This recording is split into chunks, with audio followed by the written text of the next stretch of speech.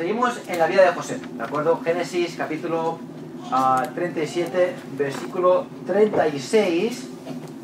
Lo leímos la semana pasada, pero da inicio a este nuevo capítulo. Dice, y los madianitas lo vendieron en Egipto a Potifar, oficial de Faraón, capitán de la guardia. Saltamos el 38 porque no habla de José, habla de Judá. Vamos al 39.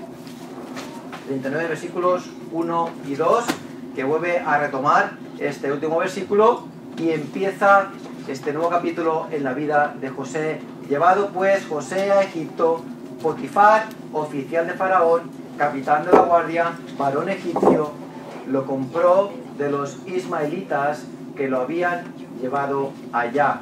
Mas Jehová estaba con José y fue varón próspero y estaba en la casa de su amo el egipcio. Señor, te pido que bendigas tu palabra al corazón, que podamos dejarnos guiar y exhortar por estos versículos tan preciosos. Nos vemos la confianza, la fidelidad de José, incluso en tiempos de adversidad. Pido estas cosas, Padre, en el nombre de nuestro Señor Jesucristo. Amén. Hay momentos en el transcurso de la vida del creyente, de tú y de yo, que somos literalmente zarandeados, movidos de aquí para allá, como sería una pequeña embarcación en medio de un mar furioso. Al iniciar este pensamiento, esta predicación, mi mente se trasladó automáticamente a Mateo capítulo 8, versículo 23 al 27, donde encontramos estas palabras. Y entrando él en la barca, sus discípulos le siguieron. Y he aquí que se levantó en el mar una tempestad tan grande que las olas cubrían la barca, pero él dormía. Y vinieron sus discípulos y le despertaron, diciendo, Señor, sálvanos, que perecemos. Él les dijo, ¿por qué teméis, hombres de poca fe? Entonces, levantándose, reprendió a los vientos y al mar, y se hizo grande bonanza. Y los hombres se maravillaron, diciendo, ¿qué hombre es este, que aún los vientos y el mar le obedecen? Bueno, imagínate tú en una barca, y el viento soplando, y la tempestad es grande, y la barca va arriba y abajo, sacando algo como puedes, agarrándote a lo que puedes. Y Jesús durmiendo. Jesús durmiendo. Estás sufriendo por tu vida, literalmente temiendo perder. Señor, que perecemos. Y el Señor durmiendo. Está ahí, pero no está ahí. Está durmiendo. ¿Qué es lo que dice Jesús? Hombres de poca fe, ¿por qué teméis? Las circunstancias son reales, las dificultades son reales, los problemas son reales, los enemigos son reales y Dios permanece en silencio y parece estar alejado, muy alejado. Quizás tú esta mañana estás siendo zarandeado por las circunstancias de la vida, problemas dentro y fuera. Parece que estés solo, te estás agarrando a algo para no ahogarte y estás diciendo, Señor, que perezco. En nuestra humana debilidad miramos las circunstancias palpables y tendemos a desmayar y desesperar. ¿Cierto? Ciertísimo. Sin embargo, como hijos de Dios, no tenemos por qué basar nuestra percepción de la vida solo con nuestros ojos físicos, sino también con las realidades espirituales, que aunque parezcan distantes o incluso reales, siguen estando allí. siguen estando a nuestra disposición, esperando a aparecer en el momento oportuno. Y mientras tanto, Jesús dice, ¿por qué temes, hombre de poca fe? Así que, volviendo a Génesis, llegamos a esta nueva, segunda etapa en la vida de José. Su familia ha quedado atrás. Sus metas, sus esperanzas y su futuro ha desaparecido completamente y de repente.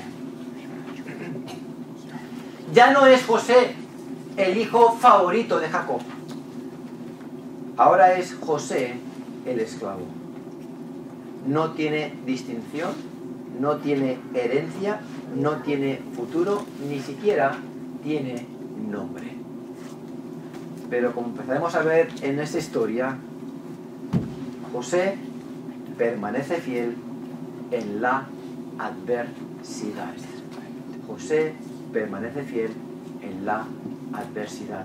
Tenemos un ejemplo precioso de cómo Dios orquestra todas las cosas para llevar a cabo su plan y cómo un joven de 17 años es curioso. Cómo Dios, en su sabiduría, tiene a bien enfatizar la vida de jóvenes para permanecer fieles en tiempos de extrema adversidad.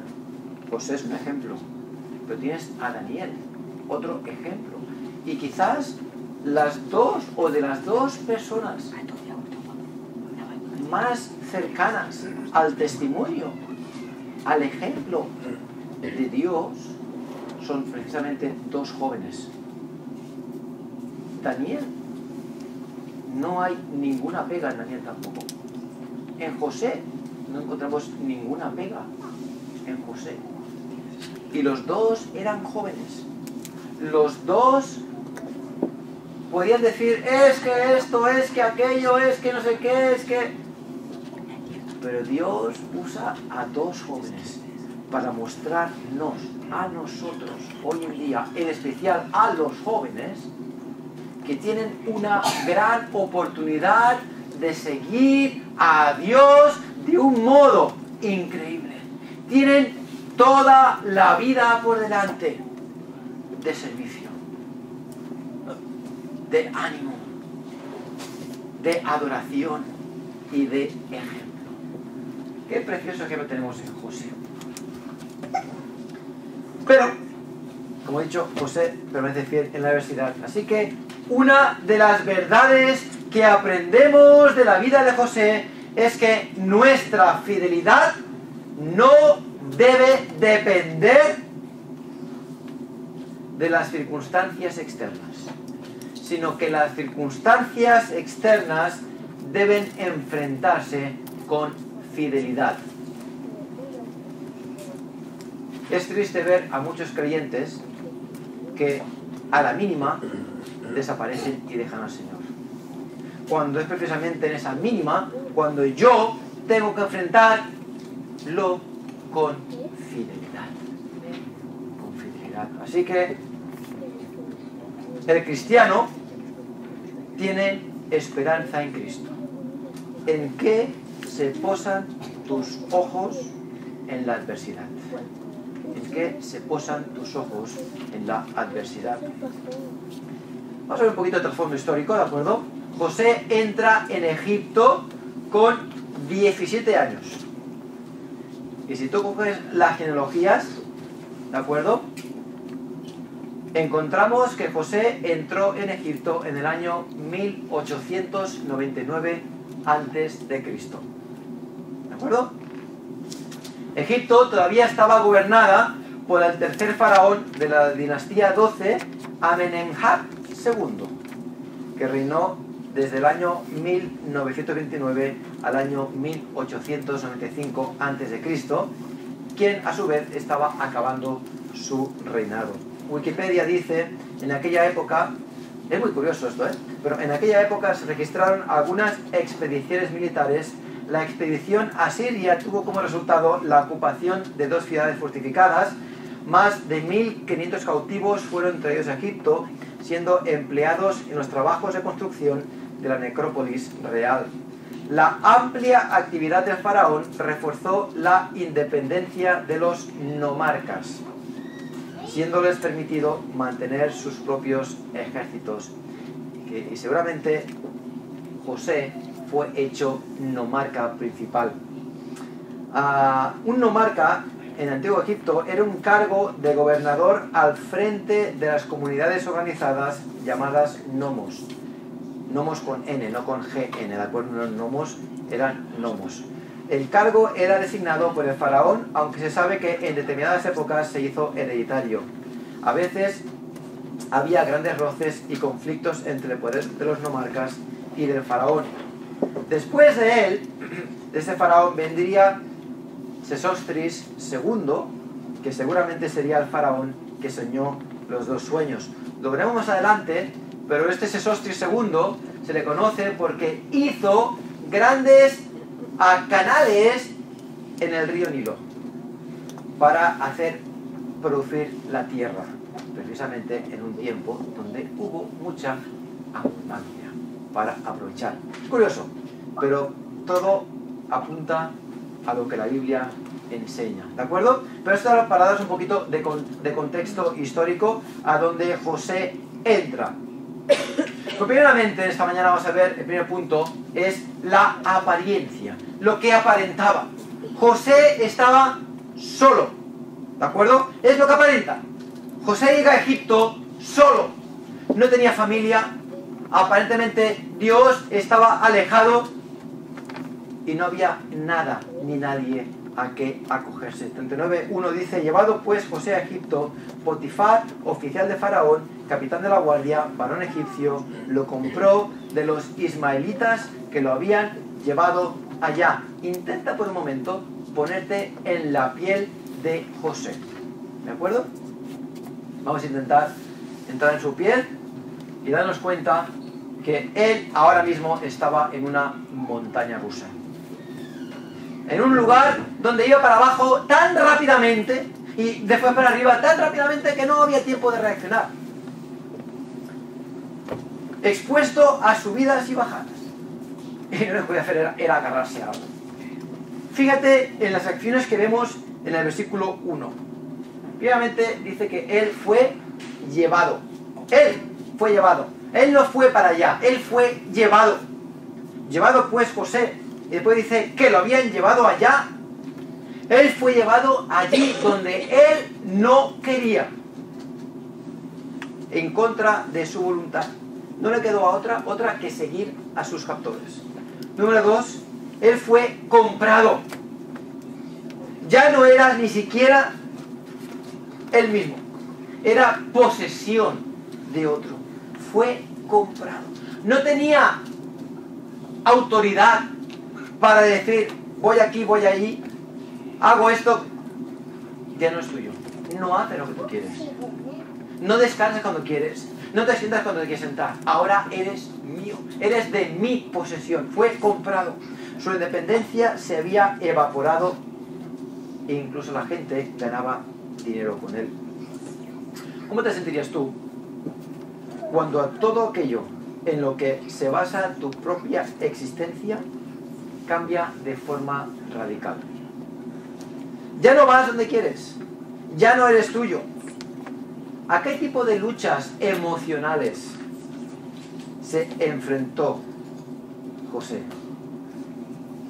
Y todos nosotros podemos enfrentarnos a tiempos donde se nos lleva allí donde no queremos, donde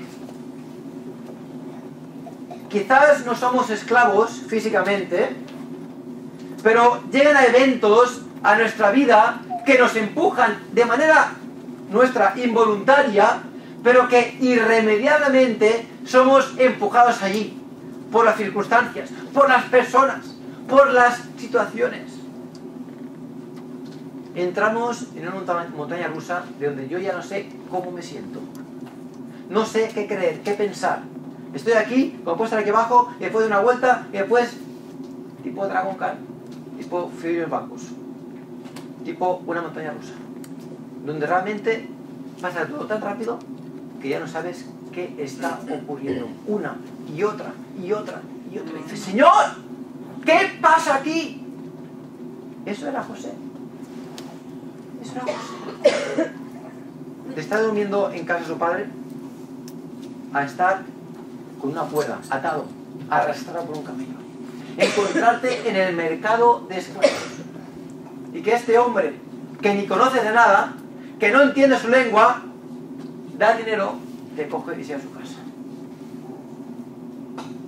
¿Qué ha pasado aquí? ¿Qué ha pasado aquí? Letra B. En manos de otros. Fíjate, versículo 1. José pierde con toda su vida y está en manos de los ismaelitas, quienes solo le veían como una mercancía. Estos ismaelitas, dice, eran de Madián y venían de Galaad trayendo sus camellos con aromas, bálsamo, mirra, e iban en dirección a Egipto. Eran mercaderes, traen sus cosas y vamos a comprar un objeto más. Vendo mirra, vendo aceites y vendo esclavos. Un objeto más. La Biblia dice que eran ismaelitas, también dice que eran madianitas. Ambos, tanto Ismael fue el hijo de Abraham y Agar, y Madián fue el hijo de Abraham y Cetura. Estos mercaderes eran ismaelitas, descendientes de Ismael, que residían en tierra de Madián. Así que José estaba en sus manos, quienes a su vez lo vendieron a Potifar, este egipcio. La Biblia nos da tres observaciones de este hombre. Primeramente, era varón egipcio. Su nombre significa aquel que Ra, el dios del sol, ha dado. Potifar. Era oficial de Faraón. La tradición de la palabra hebrea es saris, que también literalmente significa eunuco, pero tiene también el significado más amplio de chambelán. Un chambelán era un cargo asociado a la residencia del soberano. Era alguien de confianza de Faraón. Y finalmente era capitán de la guardia, uno de los comandantes de las tropas de Faraón. Así que este Potifar, en cuyas manos José cae, era alguien importante en Egipto. Era alguien de confianza de Faraón. Tenía poder, tenía posesiones y tenía un alto estatus de vida. Y José estaba en manos de él. La he pensado un poquito. Y eso es muy parecido a lo que ocurre hoy en día. Y según cómo te enfrentes tú a la sociedad, a las circunstancias, incluso políticas de hoy en día, podemos llegar a desesperar. Pero tú miras las noticias y te das cuenta que nosotros, el ciudadano plebeyo de calle, está en manos de políticos y apoderados que controlan la sociedad a su manera. ¿Os suena el grupo Bilderberg? ¿Lo he escuchado alguna vez? Este grupo Bilderberg son 130 poderosos, no necesariamente presidentes, sino gente adinerada, muy adinerada, que se reúnen para discutir el futuro de la sociedad. Y van moviendo los hilos. Por supuesto, ellos controlan lo que son las noticias, controlan lo que son las grandes compañías, dónde se mueve el dinero, a qué invertir. Todo eso está controlado por ellos. Estamos en sus manos, entre comillas. Está el G8, está el G20, y nosotros somos ciudadanos que vamos donde nos llevan. Suben los impuestos, suben las tarifas, sube esto, sube aquello. Tú no cortas el bacalao. Haces lo que te dicen. Estamos siendo llevados por ellos. Y yo personalmente, cuando lo pienso y me quedo parado, digo, madre mía, es como que haga un poquito en el desespero. Porque nos menean por donde quieren. Y no te creas que es casualidad de que las noticias apunten siempre una parte de las noticias.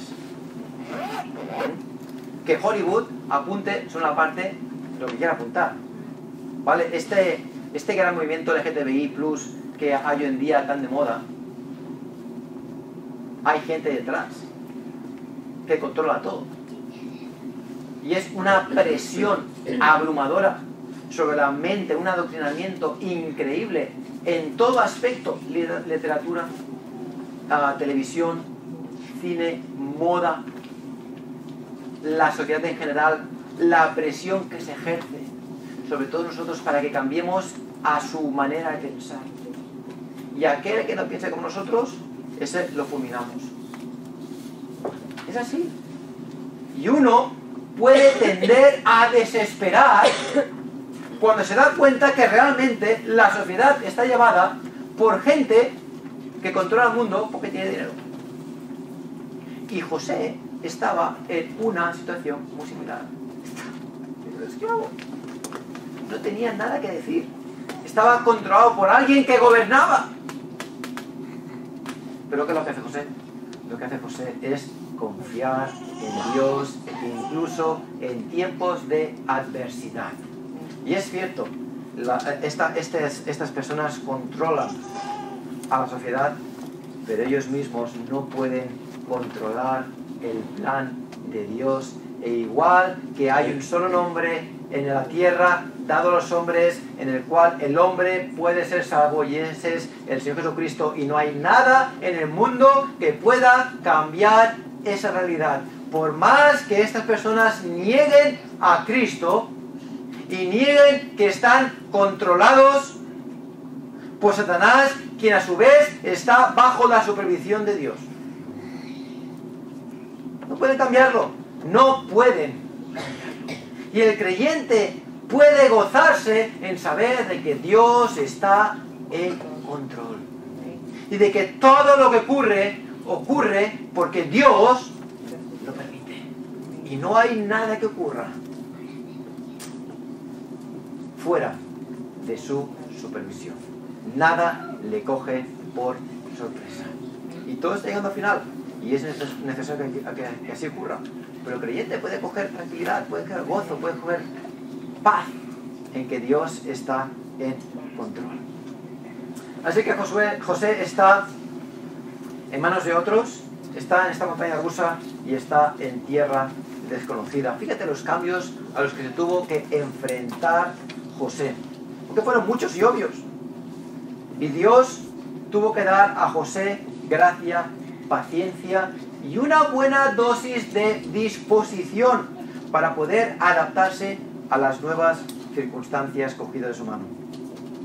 Realmente vemos que José encontró lugares diferentes. Él venía ¿de dónde? De Canaán, del Valle de Hebrón. Un lugar de llanuras, perfecto para la ramadería, para el ganado, para que pudiesen pastar, para que pudiesen comer.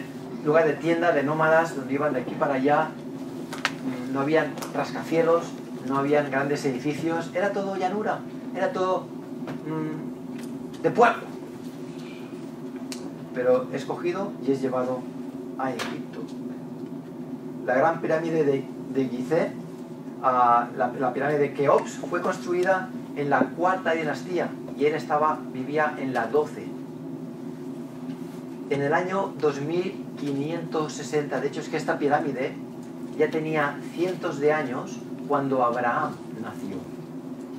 Y esta pirámide seguro que José la vio. Imaginaros lo que tuvo que llegar a pensar cuando, de ver a tiendas plantadas, a ver una pirámide. No sé cuántos metros son de altura, pero enorme. Recuerdo la primera vez que fui a Nueva York, y era el año 2000, antes de las Torres Gemelas. Y dormíamos en Nueva Jersey, que estaba al lado. Fuimos 3 o 4 días de visita ahí con unos amigos, mi hermano y mis amigos. Y estuvimos en Nueva Jersey, que está al lado de Nueva York, y coges el metro y pasas por debajo, y llegas a Nueva York, a la ciudad, ¿de acuerdo? Salimos en la parada de Broadway. Salí de allí, salí por la boca del metro, de repente, y encontrarme en medio de una calle enorme, con unos rascacielos, realmente. Y yo soy de Barcelona, o sea que no es que una ciudad pequeñita, como Tarragona, sino que, bueno, es grande Barcelona. Pero llegar allí en Nueva York, en medio de Manhattan, y ver esos edificios tan altos, es algo realmente que te queda boquiabierto. Lo he visto en fotos, lo he visto en películas, Pero estar en persona es todo distinto. Y lo ves ahí. Imaginaos a José, de las llanuras a llegar a Egipto, un sitio totalmente distinto. Unas costumbres distintas. Una zona caliente de Barcelona sería las Ramblas, por supuesto, y en las Ramblas se encuentra el Mercat del Born. No, Mercat de... lo he dicho mal. No es el Born, es el Mercat de... Yo tengo Born aquí. ¿Cómo se llama el mercado? De la Boquería. Yo tengo Born aquí, es la Boquería. ¿Has entrado a la Boquería una vez? ¿Habéis entrado a la Boquería? Es muy interesante. Incluso siendo de allí, es todo colores, olores, grande, lleno de gente. Es interesante, por lo menos. Y hay muchas tradiciones, muchas cosas distintas. Y la gente, los turistas, muchas veces van allí para verlo, para observar, para oler, para ver, para hacer fotos. Porque es distinto. Es algo que no se ve en muchos países. Es el mercado fresco. Y José entró en un país de costumbres diferentes, colores diferentes y gente diferente. Intenta pensar cómo se sentía José. Seguramente estaría temblando. Madre mía. ¿Dónde me he metido? ¿Qué me han hecho? ¿Qué ha pasado aquí? Un idioma diferente. Los jeroglíficos. ¿Habéis intentado una vez leer un jeroglífico? Me acuerdo, a mí de pequeño me gustaba estudiar Egipto. Es interesante, ¿no? Estudiar Egipto. Y los jeroglíficos, las pirámides, las tumbas, las momias. Es como interesante. Imaginaros los jeroglíficos. Y escuchar hablar a alguien en lo que el jeroglífico sonase. ¿Qué me estás diciendo? ¿Qué dices? Je ne sais pas. I don't speak English. ¿Qué dices? ¿No? ¿Qué estaría pensando? Idioma diferente. Y ahora, ¿qué haces tú cuando entras en territorio desconocido? ¿Qué haces tú cuando te encuentras en un área donde no sabes ni dónde estás, donde no entiendes las cosas, donde está todo fuera de control, donde no puedes controlar nada, donde... ¿Qué es lo que haces? Buscas a algo a qué aferrarte.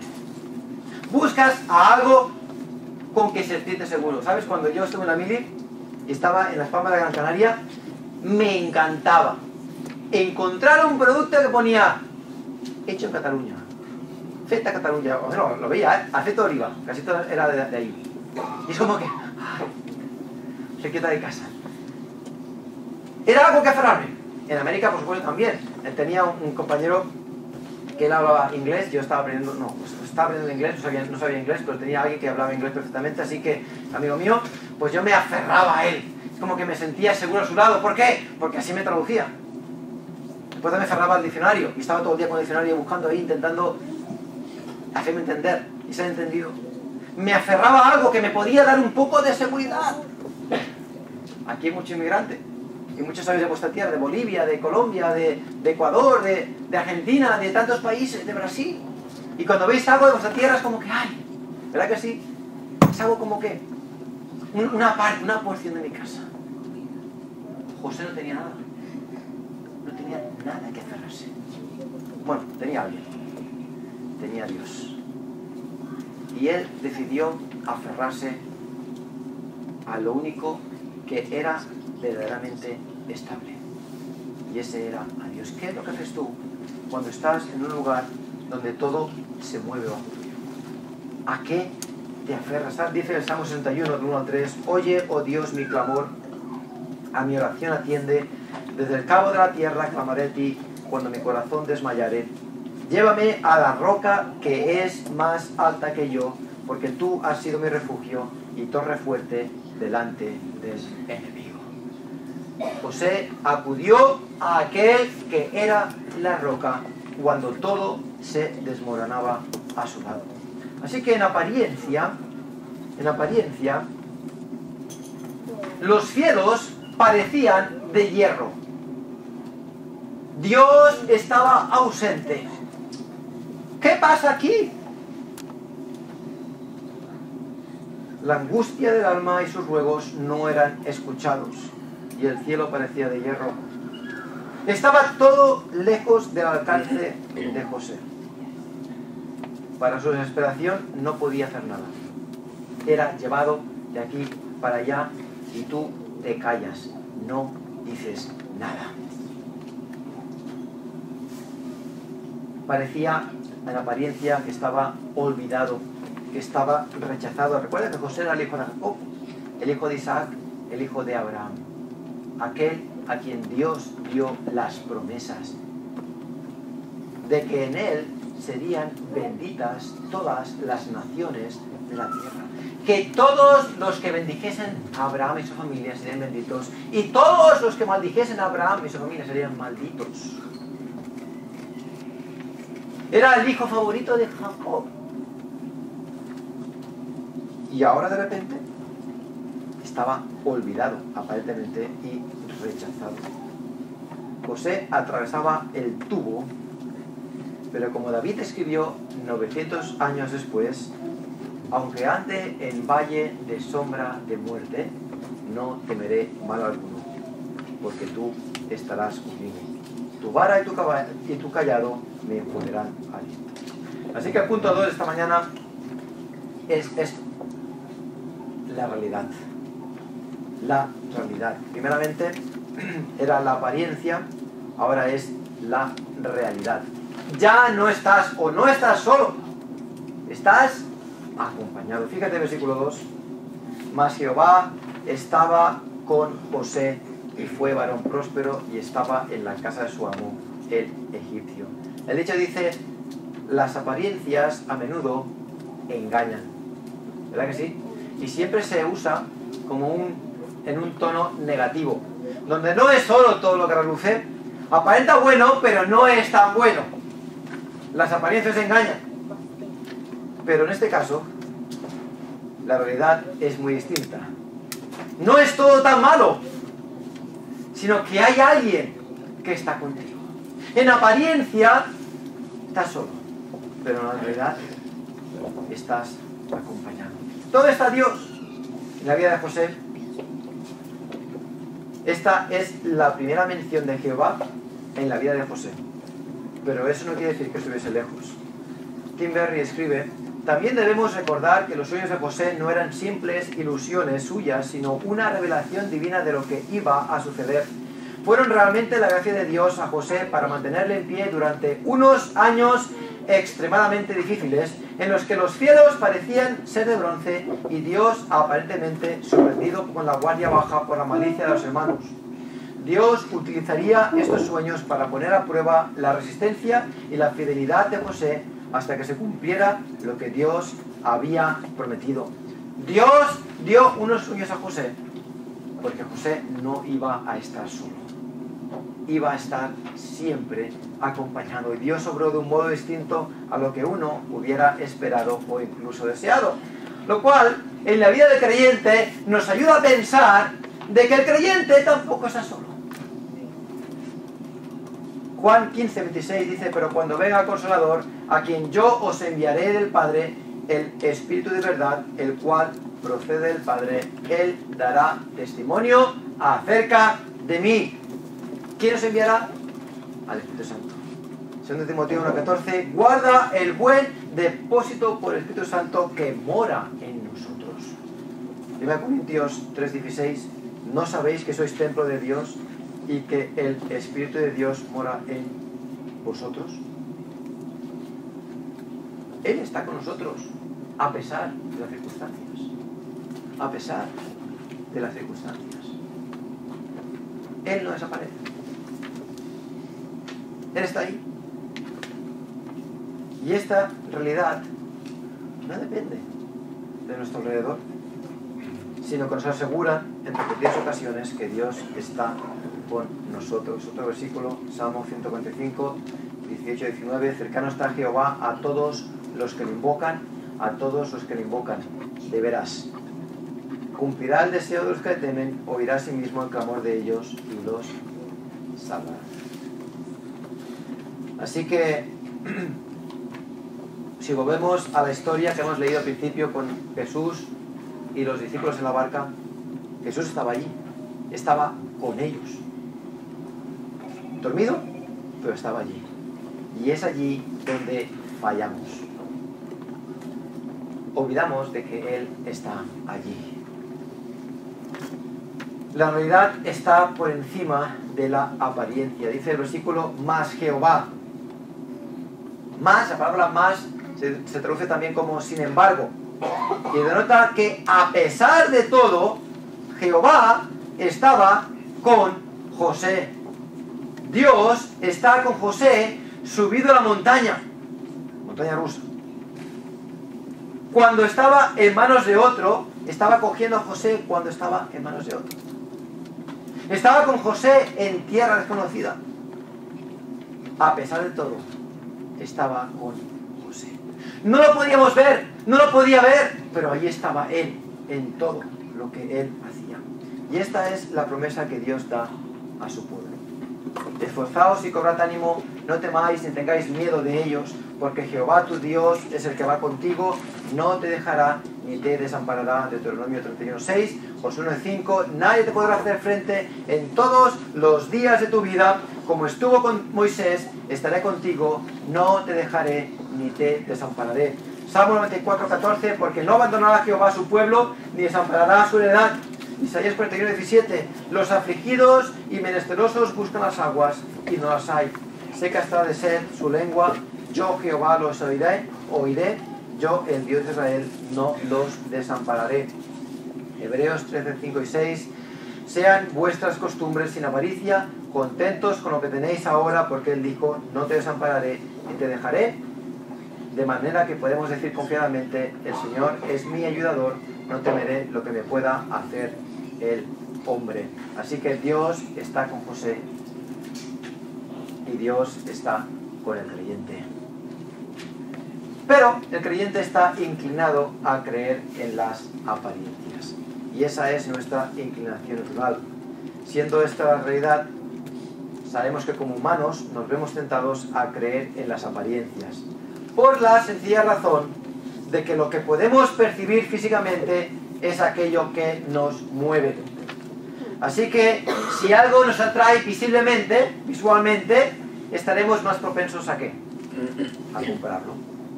¿No? ¿No te llaman así? La publicidad, ¿es así como funciona? Si te atrae visualmente, entonces la gente va a intentar comprarlo. Usan filtros para hacer aparentar algo que realmente no es. La gente, estos memes que no aparecen, no, yo no uso filtros, ¿verdad? Y se ve la gente así con la cara súper estirada, ahí ninguna arruga. Y la verdad es que tiene más filtros que, ¿de acuerdo? No se parecen una a la otra. ¿Por qué? Porque nos mueven las apariencias. Nos gusta aquello que es perfecto, aquello que es agradable a los ojos. Proverbios 6, 24, 25 dice, para que te guarden de la mala mujer, de la blandura de la lengua de la mujer extraña, no codicies su hermosura en tu corazón, ni ella te prenda con sus ojos, mas el que comete adulterio es falto de entendimiento, corrompe su alma, el que tal hace heridas y vergüenza hallará, y su afrenta nunca será borrada. ¿Por qué leo este versículo? Porque este proverbio precisamente habla de la mujer extraña, que al hombre atrae por su belleza, pero por dentro está podrido. Y cuando hay algo que nos atrae físicamente, que podemos palpar, podemos tocar, el hombre está inclinado a caer en ello. Los discípulos vieron las olas, cómo se movían, vieron la barca, la sintieron, vieron el peligro, lo sintieron, tragaron agua físicamente, estaban empapados físicamente y no pudieron ver que estaba Jesús a su lado. Es mucho más fácil dejarnos llevar por aquello que podemos palpar que por aquello que no podemos palpar. La vida cristiana, como hemos dicho muchas veces, es una vida de fe, no de sentimientos. Y somos llamados a creer incluso en tiempo de adversidad. En la vida de José todo iba mal. Mal no, lo siguiente. Era horrible. Pero se aferró a aquella persona que podía darle seguridad. Y ese era Jehová. Más adelante José diría, en Génesis 55:5, ahora pues no os entristezcáis ni os pese de haberme venido acá, porque para preservación de vida me envió Dios delante de vosotros. Y Dios más adelante añade en Isaías 55, pues mis pensamientos no son vuestros pensamientos, ni vuestros caminos, mis caminos, dijo Jehová. Como son más altos los cielos que la tierra, así son mis caminos más altos que vuestros caminos, mis pensamientos más que vuestros pensamientos. Dios no se había olvidado de José. Dios estaba muy al tanto de José. Y José lo sabía, y José se aferra y entendió que los pensamientos de Dios eran muy superiores incluso que los suyos. Y finalmente le trace prosperar en medio de la adversidad. Prosperar en medio de la adversidad. La segunda parte dice, y fue varón próspero y estaba en la casa de su amo, el egipcio. Sus circunstancias no cambiaron de noche a la mañana, pero queda claro que Dios bendijo a José en medio de la necesidad, del dolor, de la angustia y de la sociedad. ¿Por qué? Número 1, porque Dios reina. Número 2, porque Dios guía. Número 3, porque Dios guarda. Número 4, porque Dios ama. ¿Sabes que Dios reina? Es lo que dijo Daniel.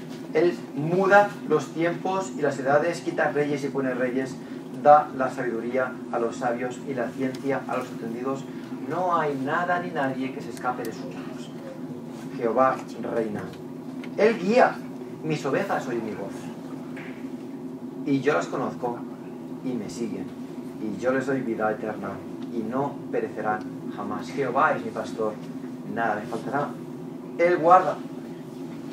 Ni nadie las arrebatará de mi mano. Él guarda, protege, cuida. Y finalmente, Dios ama. ¿Quién nos separará del amor de Cristo? Tribulación, angustia, hambre, desnudez, etcétera, etcétera, etcétera.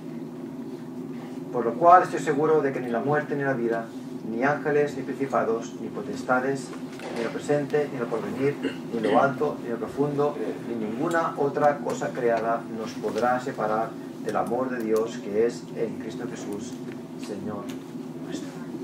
Así que nuestra fidelidad no debe depender de las circunstancias externas, sino que las circunstancias externas deben enfrentarse con fidelidad. ¿En qué se posan tus ojos en medio de la adversidad? Padre, pido que bendigas.